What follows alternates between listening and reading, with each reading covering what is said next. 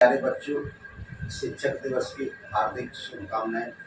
आशा करता हूँ आप लोग अच्छे होंगे, खुश होंगे, कुशल होंगे, मंगल होंगे। शिक्षक दिवस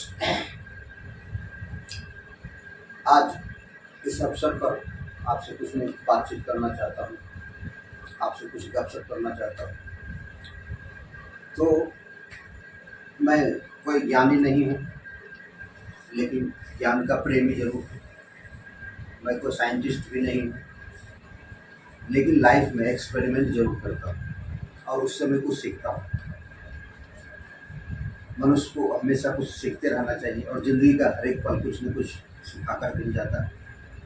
इसलिए तो दुनिया के सबसे बड़े साइंटिस्ट, 20वीं सदी के सबसे महान साइंटिस्ट अल्बर्ट आइंस्टाइन का कहना था कि मनुष्य को बुढ़ापे तक सीखते रहना चाहिए, बुढ़ापे तक सीखते रहना चाहिए। बुढ़ापे तक ही नहीं बल्कि मरते दम तक सीखते रहना चाहिए। और मरते दम तक ही नहीं बल्कि जब मनुष्य मर जाए, चिता पर लेटा दिया जाए, उस समय ये सीख लेना चाहिए कि आखिर हम मरते क्यों हैं।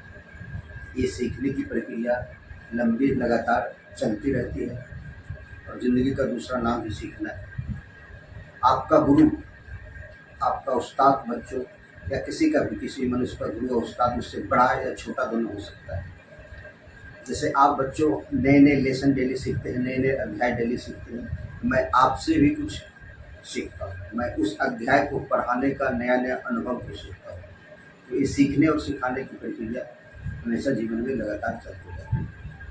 आप मेहनत करते हैं बच्चों, बहुत अच्छी बात है। आज शिक्षक दिवस है।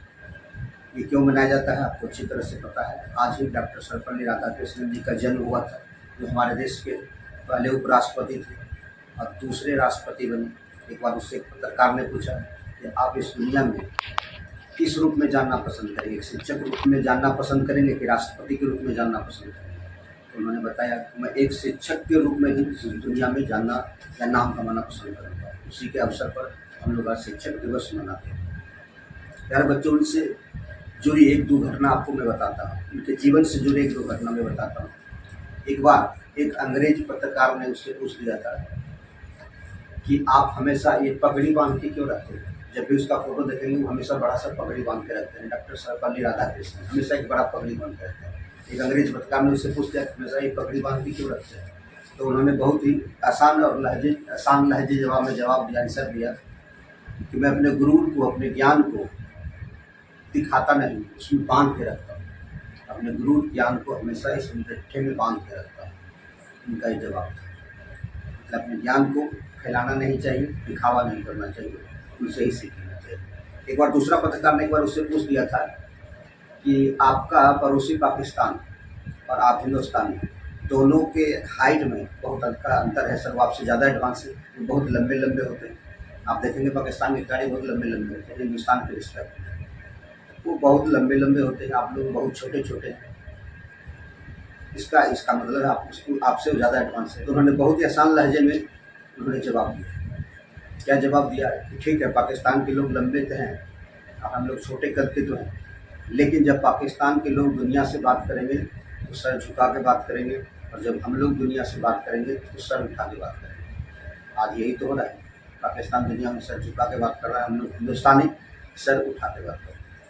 इसलिए प्यारे बच्चों, जीवन में मेहनत से जी चुराना नहीं चाहिए, हमेशा मेहनत करना चाहिए और मेहनत में थोड़ा टेक्निकल होना चाहिए। आज के समय के अनुसार जो पुरानी परंपरा है उसे तोड़ते हुए थोड़ा सा उसमें एडवांस लाना चाहिए। जैसे पुरानी परंपरा है, कहावत आप जानते हैं, वो कहावत है कि गाय दूध देती है। SIM नोट या राइट, तो लगभग सही यही तो था, गाय दूध देती नहीं बच्चों, गाय दूध नहीं देती है, गाय से दूध निकालनी पड़ती है। इसलिए जीवन में मेहनत करनी पड़ती है, मेहनत के बिना कुछ नहीं मिलता है। इसलिए थोड़ा जो पुरानी परंपरा है उसमें से थोड़ा सा एडवांसमेंट लाना चाहिए। एक दूसरी कहावत है कि डर के आगे जीत, डर के आगे जीत, ये तो कहावत है नहीं, डर के आगे हमेशा डर ही होता है, उसके बाद जीत होती है। एक तीसरी कहावत है कुछ पाने के लिए कुछ खोना पड़ता है। आप लोग जानते हैं कुछ पाने के लिए कुछ खोना पड़ता है, नहीं, कुछ पाने के लिए कुछ खोना नहीं पड़ता है, कुछ पाने के लिए मेहनत करनी पड़ती है। इसलिए मेहनत करनी चाहिए, तरीका से मेहनत करनी चाहिए। प्यारे बच्चों, आज के ज़माने का जो एडवांसमेंट हो गया है इसमें से मेहनत के बिना आप कुछ नहीं कर सकते हैं। तरीके से होना चाहिए, वेल मैनर में होना चाहिए। नहीं तो पढ़ता तो सब कोई है लेकिन कोई कुछ कर नहीं पाता है। जो उन बातों को सीख लेता है अच्छी तरीके से वो आगे बढ़ जाता है, क्योंकि यदि पढ़ाई आसान होता है, इतना ही पढ़ाई आसान होता है, हर कोई पढ़ लेता है।